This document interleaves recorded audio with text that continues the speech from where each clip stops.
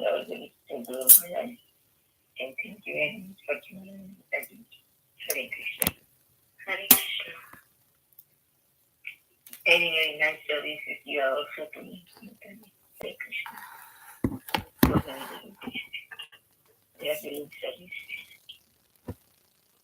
Hare Krishna. Hare Krishna. Hare Krishna Mataji. Advaita Mataji, thank you. Hare Krishna Mataji. Thank you for joining. Nandapana, all good to Prabhupada, and good to Maharaj. Thank you very much for joining Mataji. Hare Krishna. Hare Krishna Mataji, Danvachana, Maglavita Shaka, and Guru Maharaj, Hare Krishna Caritamrita Madhya. Please accept my humble obeisances. Prabhupada, Guru Maharaj. Thank you very much for joining Mataji. Hare Krishna. The recording has started. Okay. Welcome to Papishan Conference. So today's class will be given by Her Grace Kalasudha Mataji on the topic of Caitanya Caritamrita, chapter 23, and Madhya Leela, chapter 23, verse number 47 onwards. It is Kalasudha Mataji, are you online? Hare Krishna Kaumudiki Mataji. Dandavat pranams. Pranam. Thank you very much for giving us your valuable time and association. Very nice exercise. Classes you are giving, very, very wonderful. Those classes next. Thank you, Mataji. Hare Krishna. Thank you for the opportunity. Now you have the call, dear Mataji. Thank you so much. Hare Krishna.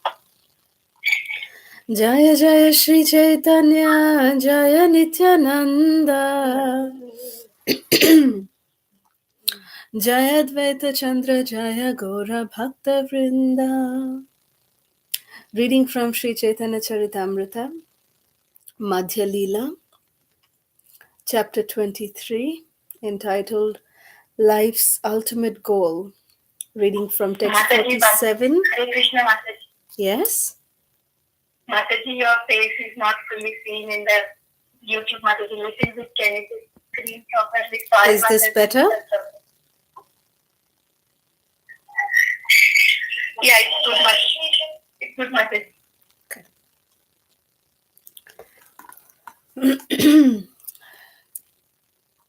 Reading from Sri Caitanya Caritamrita Madhya Leela, chapter 23, entitled Life's Ultimate Goal. Reading from text 47 through 51.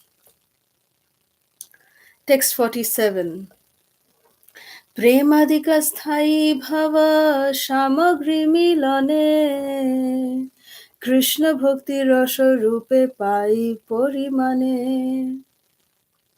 Translation. When the permanent ecstasies, neutrality, servitorship, and so on are mixed with other ingredients, devotional service in love of Godhead is transformed and becomes composed of transcendental mellows. Text 48. Permanent ecstasy becomes more and more tasteful, transcendental mellow through the mixture of spiritual special ecstasy, subordinate ecstasy, natural ecstasy, and transitory ecstasy. Text 49. Yogurt mixed with sugar candy, black pepper, and camphor is very palatable and tasty. Similarly, when permanent ecstasy mixes with other ecstatic symptoms, it becomes unprecedentedly tasty. Text 50. There are two kinds of particular ecstasies, vibhava. One is called the support, and the other is called the awakening. The vibration of Krishna's flute is an example of the awakening, and the Lord Krishna himself is an example of the support. Text 51. The subordinate ecstasies are smiling, dancing, and singing, as well as different manifestations in the body. The natural ecstasies, such as being stunned, are considered among the subordinate ecstasies, anubhava. Om Jnanatimirandhasya Jnananjana Shalakaya Chakshurunmilitam yena tasmai Shri Gurave Namaha Nama Om Vishnu Padaya Krishna Prishthaya Bhutale Srimate Radhanath Swaminiti Namine Nama Om Vishnu Padaya Krishna Prishthaya Bhutale Srimate Jaya Pataka Swaminiti Namine Nama Acharya Padaya Nitai Kripa Pradayine Gaura Katha Dhamadaya Nagara Gramatarine Nama Om Vishnu Padaya Krishna Prishthaya Bhutale Srimate Bhakti Vedanta Swaminiti Namine Namaste Saraswati Deve Gauravani Pracharine Nirvishesha Shunyavadi Paschatya Deshatarine Jai Shri Krishna Chaitanya Prabhu Nityananda Shri Advaita Gadadhar Shrivasadi Gaura Bhakta Vrinda Hare Krishna Hare Krishna Krishna Krishna Hare Hare Hare Ram Ram Ram Hare Hare. Again, extremely esoteric topics discussed here in these few verses. I will try to explain it to the best of my capacity, and I depend completely on the mercy of my spiritual masters and Srila Prabhupada and all of you Vaishnavas. So, here, the mixing of rasas is talked about. Now, the entire, this portion of the Caitanya Caritamrita is actually direct pickup from Bhakti Rasamrita Sindhu by Srila Rupa Goswami. I mean, Srila Rupa Goswami has based his Bhakti Rasamrita Sindhu by these teachings that are explained here by Mahaprabhu. So, this is something very, very important for us to understand. We might not understand it, definitely not practically. I don't know if in this life I'll be able to do that, but at least theoretically, we must at least try to understand what is being talked about over here. That, the pure love for Krishna, that 1 minute. I need to get something in my mouth so I don't cough. 1 minute. So, pure love for Krishna, as was described, previously, that is, composed of different mellows, or different ingredients that are, which make it part of Vibhava, Anubhava, Satvika, Vyabhichari. And basically, all of these mellows are described. The sole purpose of that, Srila Prabhupada explains in the purport, is to increase our attachment to hearing and chanting the holy names of Krishna. You see, in the pure stage of bhakti, what are the gopis actually doing? The gopis, they don't have to remind themselves to think about Krishna. They actually have to, they're always, in the mood of remembering Krishna, even though Krishna is not with them. And it's a very, very special kind of loving emotions that the gopis always manifest with Krishna. And it's not just Madhurya, like is explained in these, different verses that we are reading here. It's a mixture of different rasas. Like how we were describing last time, that we have 5 primary rasas, and there are 7 secondary rasas. So the transcendental ecstasies, the transcendental mellows, are experienced by a combination of 1, 2, 3, 4, 5 of these different rasas, 12 rasas, the 5 primary and the 7, secondary rasas. So when we combine them in different proportions, they manifest in different leelas. They manifest in different forms, in different attributes. And that is why variety, the phrase that we always say, that variety is the spice of life, that is actually coming from the spiritual world itself. Why is it? Have you ever wondered why is it that we don't like to eat the same thing every day? It sometimes is a torture, like I can say, when we do any kind of austerity, to be able to eat the same thing every single day is a very big austerity. And that the reason for that is one reason only, because the soul is used to variety. We cannot go with just one item. That's just how the nature of the soul is. Because Krishna is the master of variety. It is said that Srimati Radharani has not cooked the same item twice. There's always something different in the way that she cooks for Krishna. Of course, there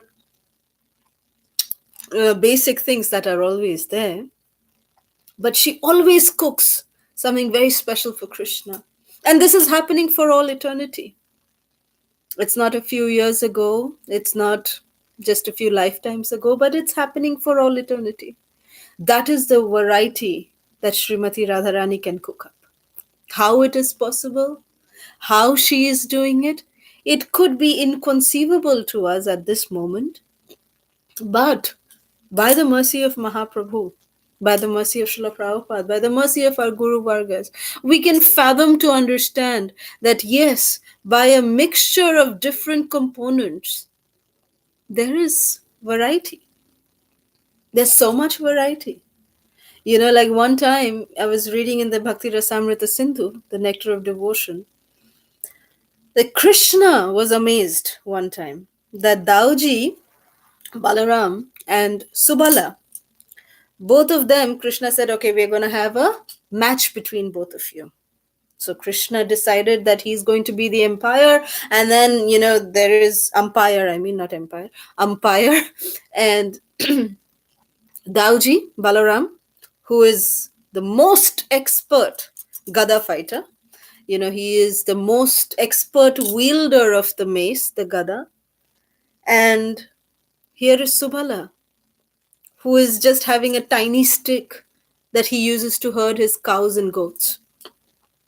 And with that, both the boys start fighting. And Krishna says, okay, I'm going to judge who's going to win. So Subala, he's fighting. Balaram is fighting. Both of them are fighting. Both of them, Balaram's, he didn't have a gada, but he had a big stick. So Balaram with his big stick and Subala with his tiny little, really tiny stick, they were both fighting. And somehow or the other, for the pleasure of Krishna, by the arrangement of Yogamaya, Dauji lost. And Subala won.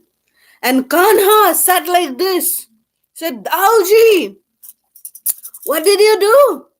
You are the greatest person who knows how to wield the mace. And you lost to Subala, to his tiny, thin stick. How is it possible? Krishna was amazed. He was astonished. So this was the astonishment rasa in Sakhya Ras. So this is just to give an example of how rasas are mixed up.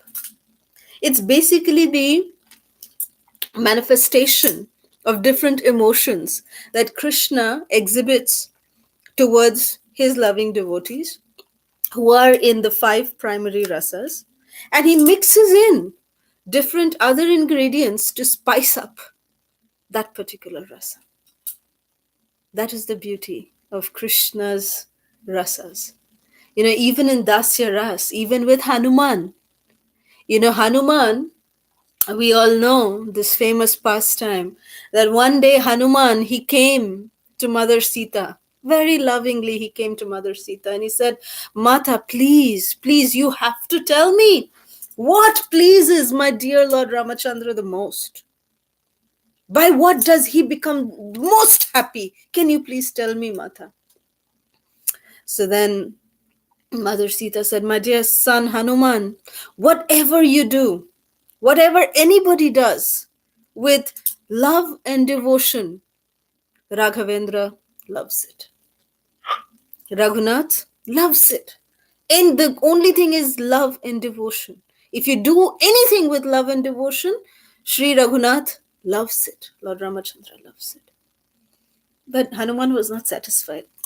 A generic answer never satisfied Hanuman. He needs something very specific. Like go to Alanka, rescue Sita, come back. He needs something, with a purpose. That is Hanuman. So this kind of generic answer didn't really satisfy Hanuman. And he said he was, thinking, no, Mata, please give me something specific. That's something that I can do that will really, really, really, really please Hanuman. And then Sita was saying, but son, I told you, anything that you do will please Hanuman, please Lord Ram, as long as you do it with love and devotion. But Hanuman was not satisfied. He was looking. Mother Sita started doing her work. She was making a garland for Lord Ramachandra. So she started making the garland. And then as soon as she bent, Hanuman noticed the sindoor in the hair, the parting of hair on Mother Sita's head. So he noticed that and he said, Mata, what is that red thing that you have in your hair? And then Mother Sita, she touched her sindoor and she said, you know what, Hanuman, this is actually very dear to your Lord Ram. He really loves this. And in fact, every single day, Lord Ramachandra, he puts this on my forehead every single day because he likes it so much. This is something that he really, really likes. Hanuman said, yes, this is what I was looking for.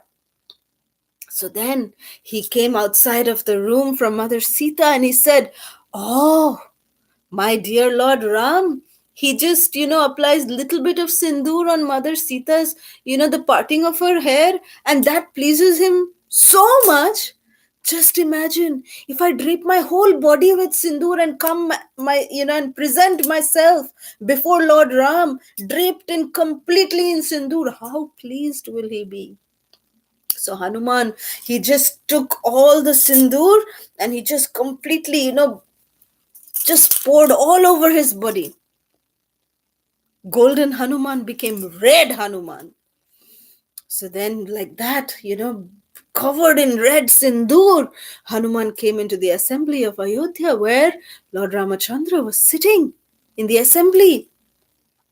And as soon as he came into the court, everybody started laughing and ridiculing Hanuman that what's wrong with this monkey? Look what he's done. He's just draped himself with sindoor. But Lord Ram, he immediately understood the mood with which Hanuman did what he did. So he immediately took Hanuman on the side and he embraced Hanuman. Lord Ramachandra embraced Hanuman with so much of love. And he said that, my dear Hanuman, you've pleased me so much. By this act, you didn't even care what anyone else will say about you. You just saw what is going to make me happy. And you just did that for me. So I'm so happy. I am so happy. I'm bound by you. So this manifestation of this pastime, it is not just the exchange of dasya ras, but it has a parental love. It has a tinge of vatsalya. Vatsalya means protection. Lord Ramachandra was overly protective of Hanuman. As soon as the people started ridiculing him, Lord Ramachandra took Hanuman away with him, being protective. So these are the ways that the Lord, he exchanges loving reciprocations with his devotees.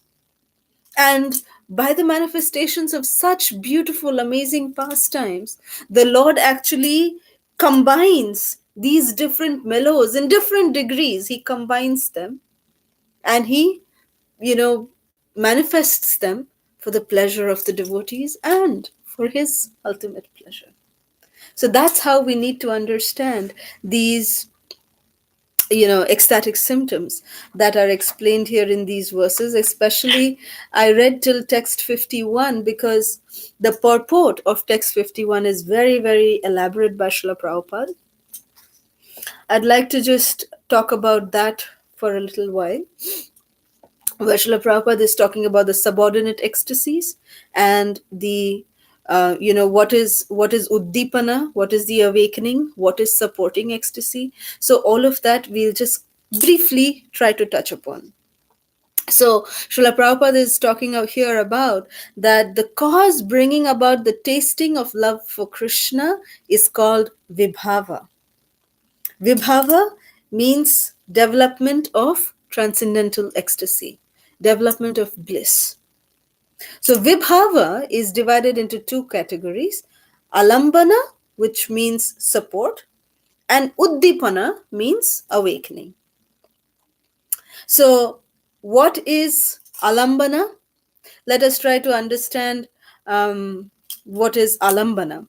Alambana is described that the object of love is Krishna, and the container of that love is the devotee of Krishna. So learned scholars call that love as alambana, which is the foundation.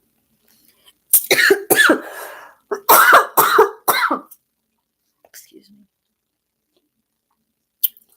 So in the translation to the in the previous verse, Srila Prabhupada, he is describing that what is alambana, what is the support, is that when Krishna is, he himself is the example of support. That's what Srila Prabhupada says in the translation to text 50. And what is Uddipana means awakening.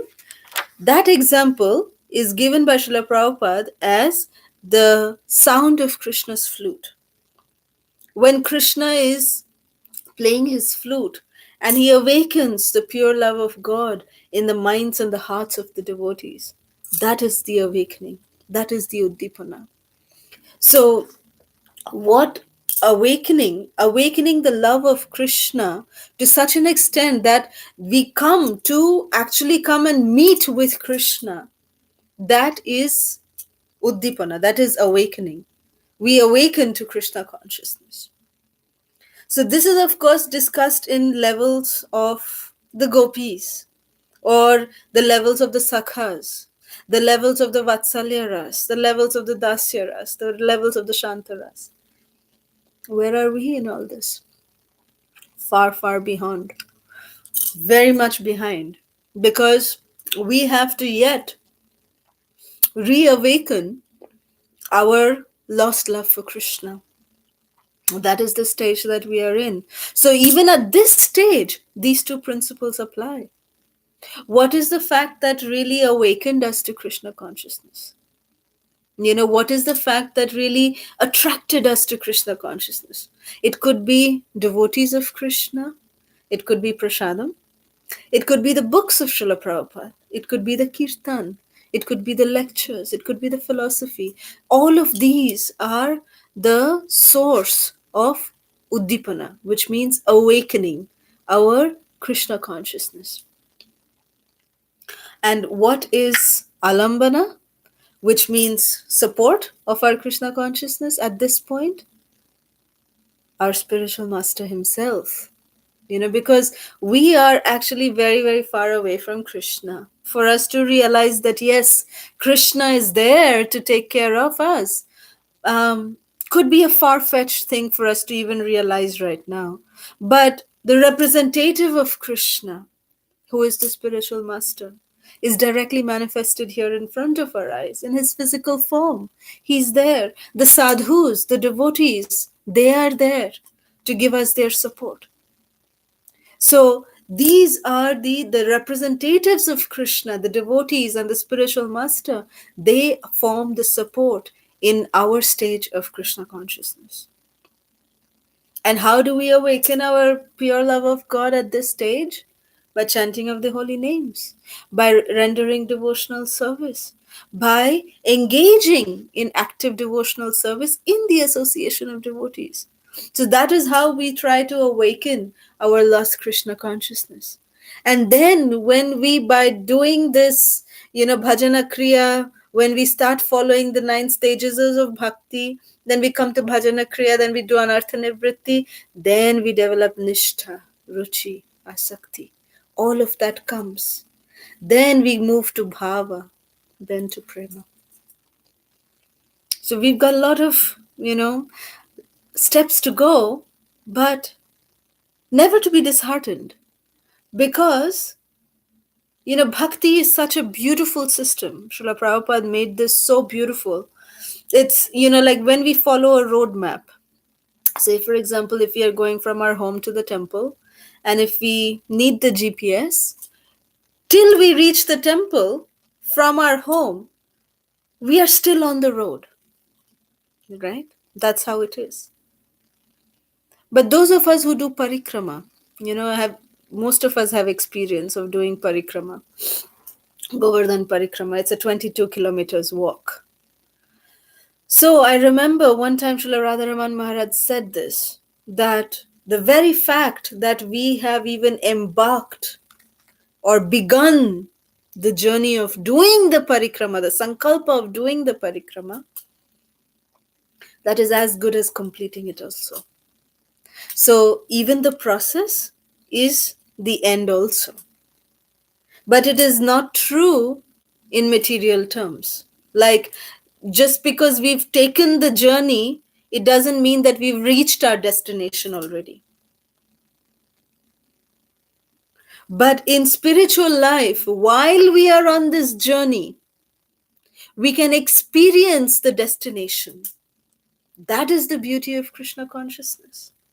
That what we can experience at the level of prema can be, the hints, the traces, the glimpses of prema can be experienced even at the stage of bhajana kriya, anartha nivritti. We can experience glimpses, traces, highlights of prema even along this journey.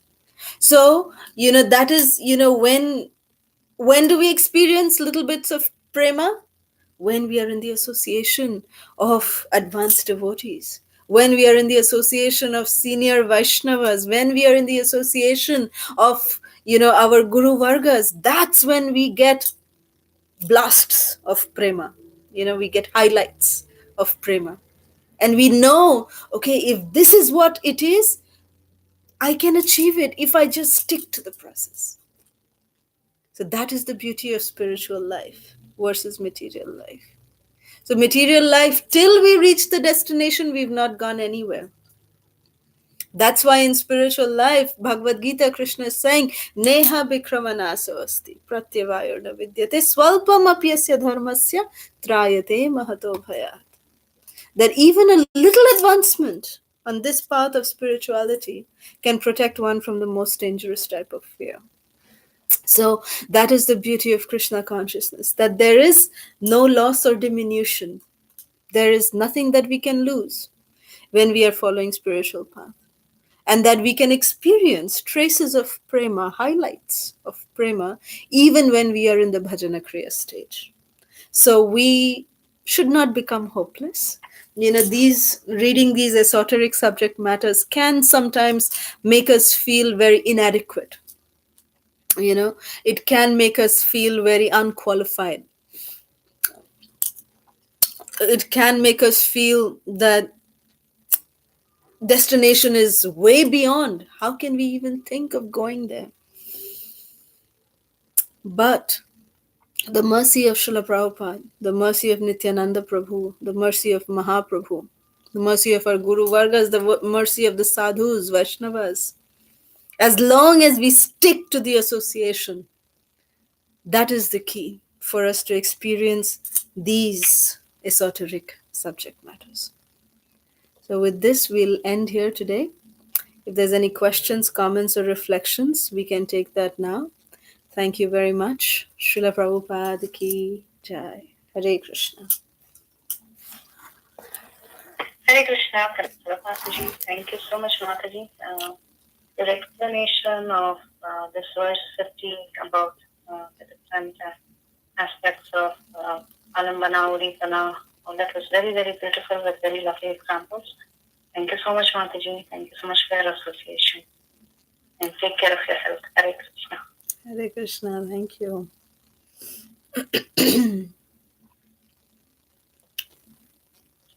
Thank you very much, Kalasudha Mataji. It's nice. Nice. I love this example of Hanuman. Very nice. Thank you, Mataji. Yeah, thank you. Thank you. Thank you, Mataji. Thank you, Kaumudiki Mataji. Thank you. Hare Krishna, Mataji. Dandavat Pranam. Very, very beautiful class, Mataji. Thank you so much, Mataji. And thank you so much for the Hanuman's pastime, Mataji. It was so sweet the way you are describing it. It was so nice. And the other thing I really liked it, like I was thinking, is Krishna, whatever we are doing, even we are not qualified or we are not doing it properly, but if we are doing with sincerity, Krishna will see us. That from that I really could understand that. Thank you so much, Mataji. It's a beautiful concept. Thank you. Thank you.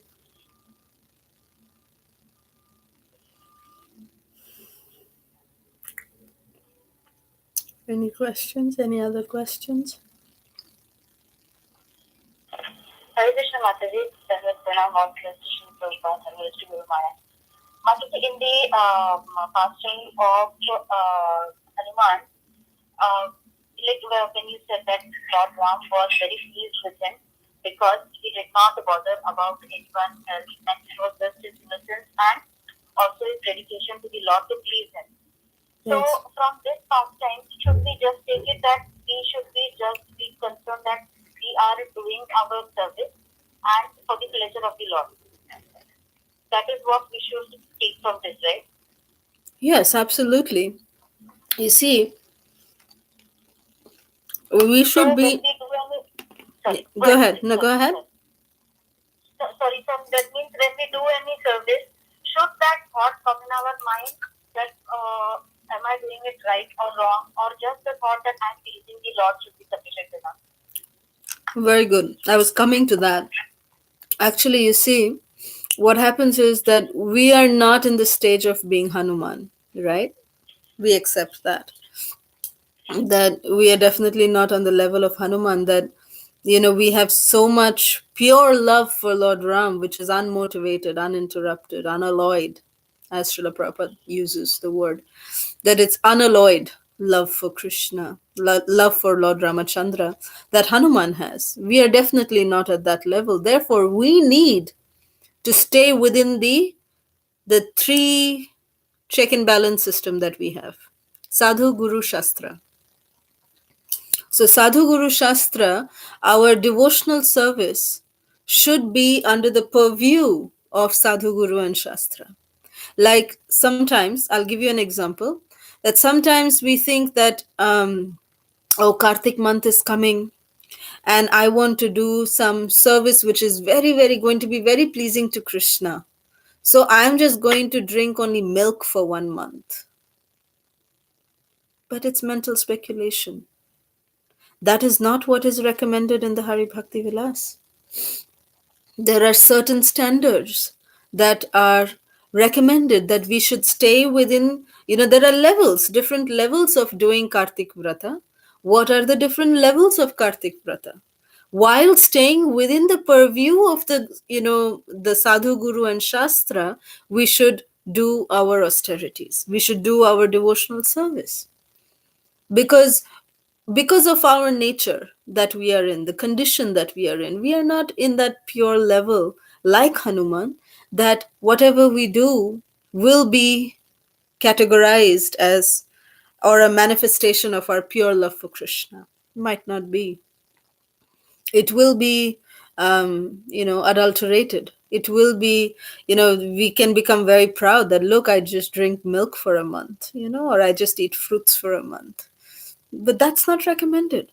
So something that is not recommended, something that is not within the purview of the sadhu, guru, and shastra, even though we may think that it is devotional service, it is not. So, whatever devotional service we may be doing, if it is under the purview of sadhu, guru, and shastra, if senior devotees know what we are doing and they have authorized it, they have given their blessings for it, then yes, by all means. Then we should not even care for anyone who's saying anything otherwise, as long as we are in the purview of these three, check and balance. So we should always take care of that. So does that answer your question? Perfect, Mataji, perfect. Thank you so much. Thank you, Mataji. Thank you. Hare Krishna. Any other questions?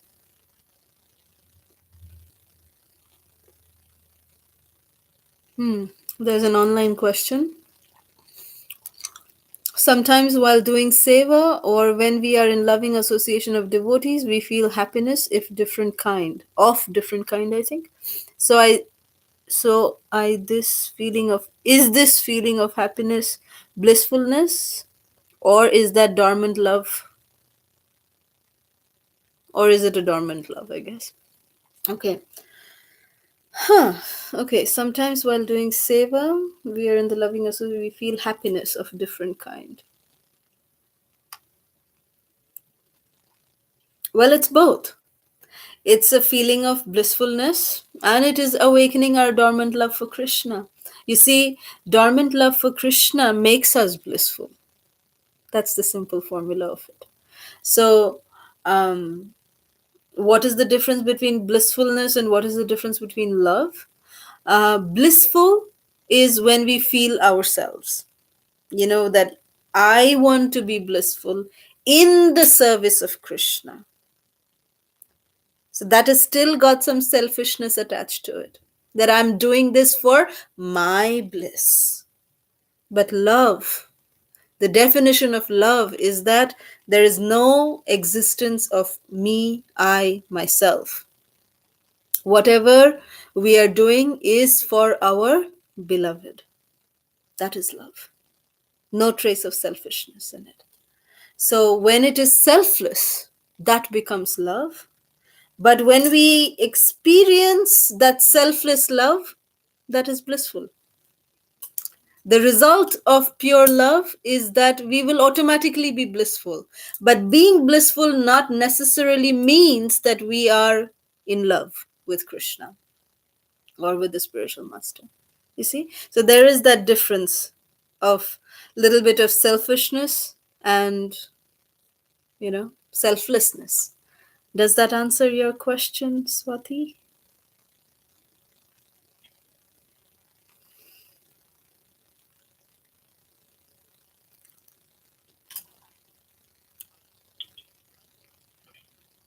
Hare Krishna, Mataji. Hare Krishna.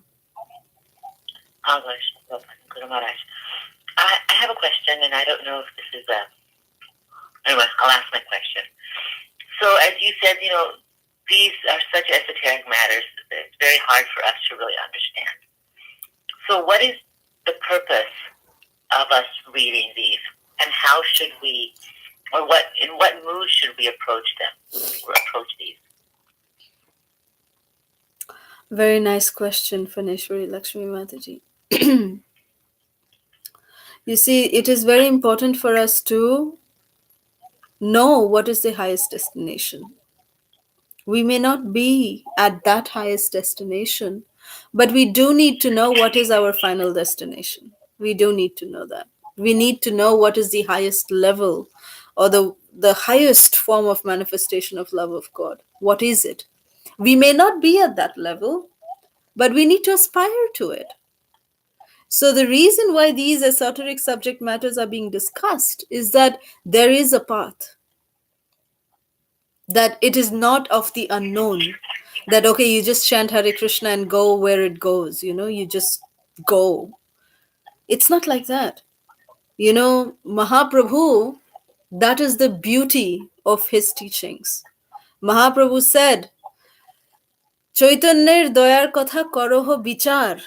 Bichar korile paibe chitte chamatkar, which means that the mercy that is given by Mahaprabhu, the the principles that have been given by Mahaprabhu, use your logic to understand that. And once you use your logic to understand them, then you will see magic happening. So it's not about a process that doesn't, that only when you, yes, the taste of the pudding is in the eating, there's no doubt of it, but even how to make the pudding so that it is tasty enough for us to eat it, actually, that process is also given. How to eat that pudding, that process is given. How to relish, how to actually relish the pudding when you're eating it, that is also mentioned. You see, that is the beauty of our acharyas, that how they have given us, everything in, accurate details. So that, maybe today we might not be able to relate to most of it which is going on, but maybe we can relate to it as in terms of what I explained, maybe not in terms of Krishna, but in terms of our spiritual master. We can, um, experience the awakening, and we can experience the support. Can't we? We can definitely do that. So these are the ways that which give us the path, that it's not a path which is in the unknown, it's in the dark. Nobody knows about it unless you go it your way, and then you just go and discover yourself. No, it's all tried, tested, and formulated path that is given by Mahaprabhu himself, because he has experienced it. And Srila Prabhupada experienced it. Our Guru Vargas are experiencing it. So there's very good, probability that if we follow in the footsteps of our acharyas, we can also experience it one day. That's the hope. So does that answer your question? Yes, Mataji, thank you. Thank you. Okay. I have an online question by Shamala Gopika. When we are given a seva in which we feel we may offend someone by the seva, like management, by that fear, if we are not taking that seva, is that also come as a selfish seva? Well, if you feel that being in the position of a management and that you might be offending someone by that process, and if you're not comfortable with it, then it's best that you discuss it with your counselor. Discuss Krishna Chaitanya, excuse me. Discuss it with your mentor, discuss it with your shiksha guru. It's very important. See, because these are the kinds of things that we need specific situations for, and there cannot be one, you know, generic answer for this kind of question. But the only answer that I can give is that please discuss with your shiksha guru. They can give you the guidance that can help you in this particular situation. Because if they feel that yes, you are qualified to being in the management position, then they will also give you the technique with which you can deal with the situation, thus not offending any devotee. They will teach you that art of how you can do that service, of not being offensive to anybody while also doing that service. So it's a matter of individual personal things which need to be discussed on a personal level. So I hope that answers your question, Shamala Gopika. Any more questions?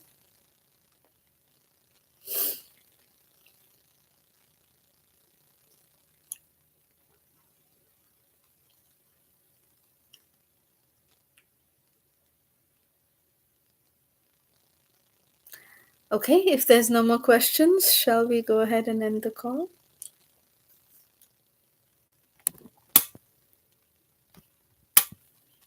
Thank you so much, Master. Thank you so much for the very nice question and answer session as well.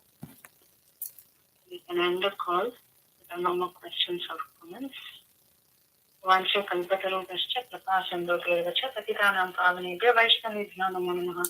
अनंत कोटि वैष्णव वृंद की जय, वैष्णव प्रभुपाद की जय, श्री श्री चैतन्य चरितामृत की जय, हरे कृष्ण, कलासुधा माता जी की जय. Ananta Koti Vaishnav Vrinda ki jai. Thank you all so All much. Hare Krishna. This session is no longer being recorded. Goodbye.